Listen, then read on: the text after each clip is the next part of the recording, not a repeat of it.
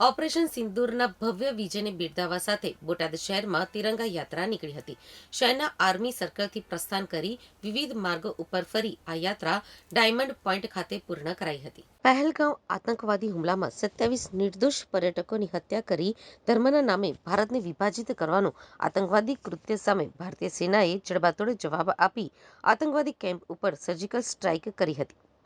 પાકિસ્તાનના અનેક શહેરો પર મિસાઇલ દ્વારા હુમલો કરી પાકિસ્તાને ઘૂંટણીએ પાડી દેવામાં આવ્યું હતું। ત્યારે આજ બોટાદમાં ભારતની જીતને વધાવવામાં આવી હતી। બોટાદ જિલ્લાના 15 જેટલા યુવાનો સરહદ ઉપર સુરક્ષા કરી રહ્યા છે। ત્યારે બોટાદ ડાયમંડ એસોસિએશન દ્વારા તેઓના પરિવારને પુષ્પહાર પહેરાવી શાલ ઓઢાડી સન્માનિત કરાયા હતા। ત્યારબાદ તિરંગા યાત્રા નાગલપર દરવાજા, જ્યોતિ ગ્રામ સર્કલ, અવેડા ગેટ, દીનદયાળ ચોક, ટાવર રોડ ઉપર ફરી હતી અને ભારત માતાનો જયઘોષ કરવામાં આવ્યો હતો। આ કાર્યક્રમમાં ગઢડાના ધારાસભ્ય શંભુનાથજી ટુંડિયા, પૂર્વ જિલ્લા ભાજપ પ્રમુખ સુરેશભાઈ ગોધાણી સહિત જિલ્લા, તાલુકા, શહેર ભાજપ સંગઠનના હોદ્દેદારો, કાર્યકરો અને બોટાદની જાહેર જનતા યાત્રામાં જોડાઈ હતી। ઘટના પછી પહેલગામના ઘટના પછી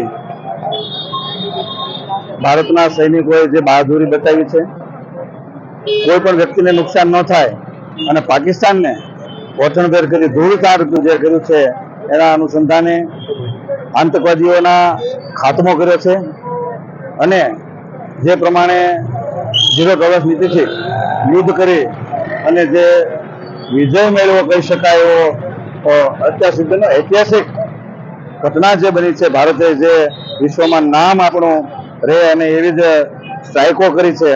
એટલા માટે સમગ્ર ભારતમાં તિરંગા યાત્રા અહીંયા diamond association, Bharatiya Janata party, વિવિધ સંસ્થાના કાર્યકર્તાઓ સાથે રહી અને આજે બોટાદ નગરમાં જિલ્લા કક્ષાની તિરંગા યાત્રા કાઢવામાં આવી છે। સાથોસાથ આ જિલ્લાના 15 જેટલા યુવાનો જે સરહદ ઉપર ચોકી કરી રહ્યા છે એના પરિવારજનોને શાલ ઉડાડી અને પુષ્પમાળા કરી અને એમનું સન્માન કરવામાં આવ્યું છે।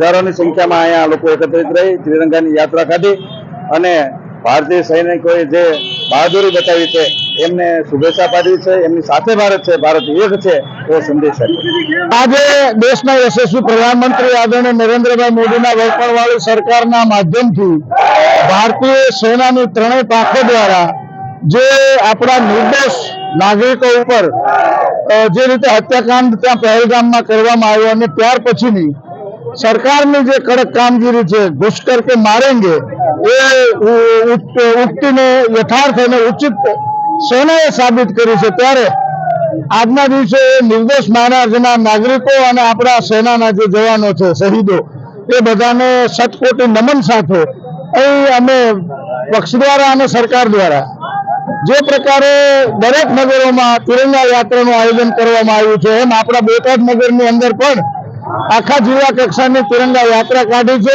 શહીદોની વંદના માટે અને આપણી સરકાર અને ભારતનો જે વિજય પાકિસ્તાન પરત્વે નહીં પરંતુ આખા વિશ્વની અંદર ભારતનો એક અલગ દબદબો ઉભો થયો છે, ત્યારે એના સન્માનમાં આ તિરંગા યાત્રા આપણે કાઢીએ છીએ।